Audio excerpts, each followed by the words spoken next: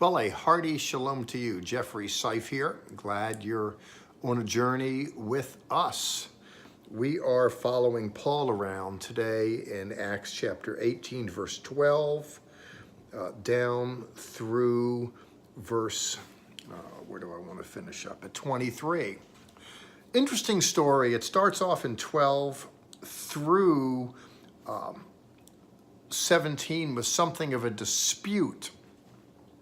Paul gets drug off before the civil authorities in Corinth by certain religious Jews that are chagrined because he's teaching contrary to their understanding of the Torah.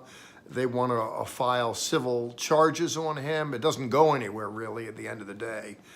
The guy in charge, the magistrate, realizes that it's a religious issue, it's a squabble there, it doesn't involve him, so he pushes off on it. Paul's not at all dissuaded because there's controversy. In fact, in verse 18, we're told that Paul is going to stay many more days in the place. A lot of people run from trouble. Truth be known, trouble followed Paul around. He was controversial and he stirred it up, and I'm thankful that he was so bold. He had a lot of chutzpah, is the Yiddish word for it, and he wasn't afraid. He stayed.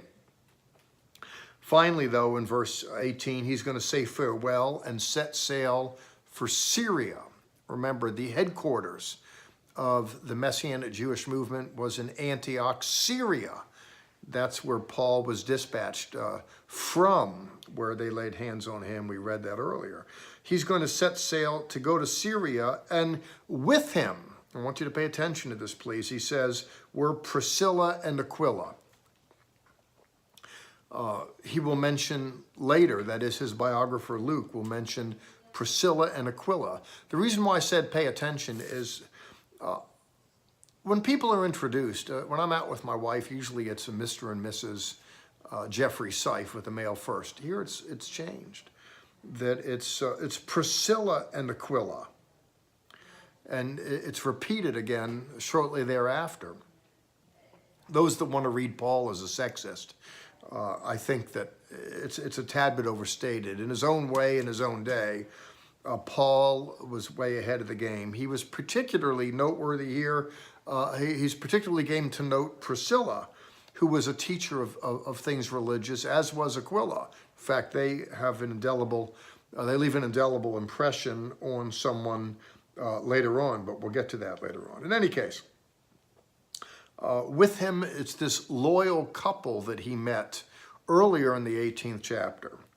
And they were endeared one to another. Well, in any case, that aside, at Cenchrea, Paul had his hair cut off, for he was keeping a vow. This is in accord with the Jewish tradition, by the way. It's interesting that he was found wanting by certain religious Jewish leaders just previous, because they said that he wasn't following the Torah. But apparently, Paul himself was Torah compliant.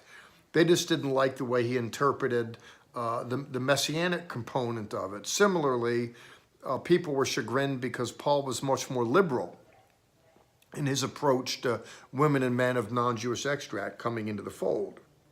Well, they go on a trip, of course, in verse 19. When they arrive at Ephesus, Paul left Priscilla and Aquila there, but he himself went into the synagogue and debated with the Jewish people. Ephesus is a major city, and it was a major headquarter, in fact, for this. It was a launching off place for Paul. Paul was an urban congregation planter. He went to major centers and then sprung off satellites from there. I mention that because when Paul is going to write letters, we're familiar with Paul's epistles. He writes to the Ephesians. He also writes to the Colossians. Colossae is a suburban satellite city. Well, a little more than a suburb. It's further away. And then he writes to Philemon, who's resident in Colossae. There's no record of Paul ever going to Colossae, but he spent time in Ephesus. Well, he is out and about we're told in the text, ministering into synagogues. And there he's conversating with Jewish people about the essence and substance of the Torah and how it relates to the Lord. What's interesting, however, here, we're told in verse 20, they asked him to stay longer. That is to say, Paul is there conversating in the synagogue. It's a debate, it's a discussion. Jews are game to do that, but they want more of him.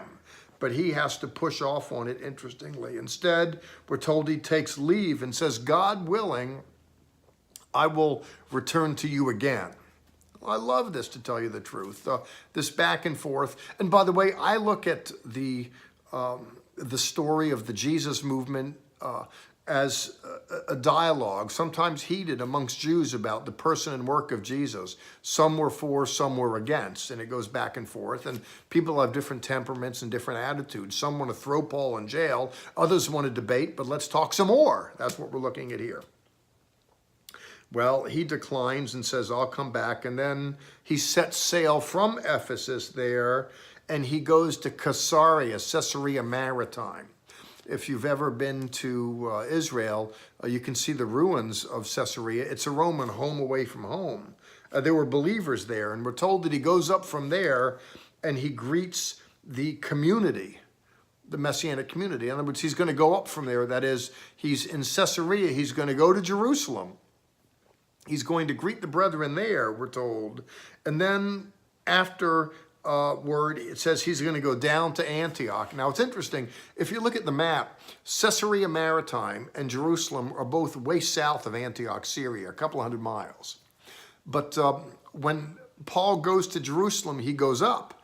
But when he leaves Jerusalem to go to Antioch, Luke says he went down, even though he went up a couple hundred miles. It's playing to a Jewish figure of speech. Whenever you go to Jerusalem, you always go up to it. Whenever you leave Jerusalem, you're always going down.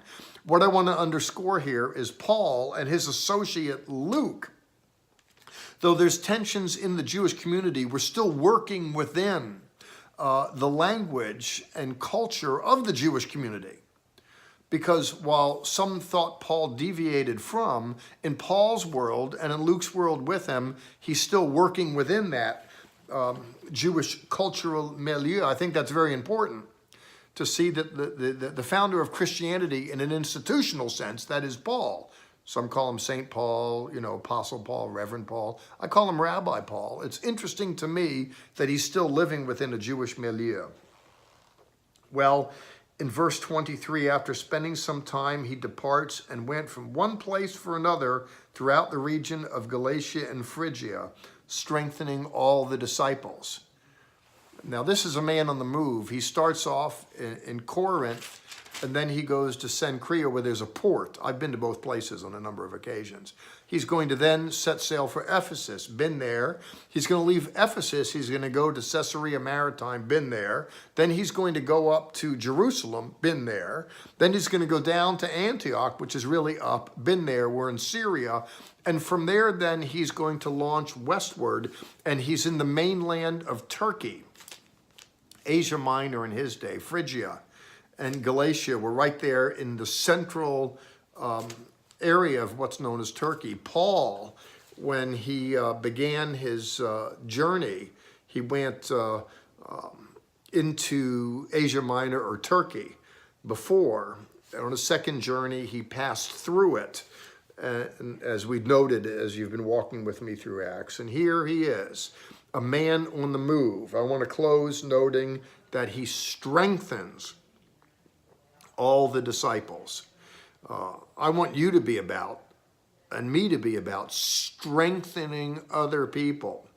There's some people, when you're around them, they take a little life out of you. Others, when you're around them, they infuse life into. May you be the infusing type. God bless you. Thanks for going with me on the journey. We'll pick up on this story, same time, same station, but let's do it again in a week. Jeffrey Seif, signing out.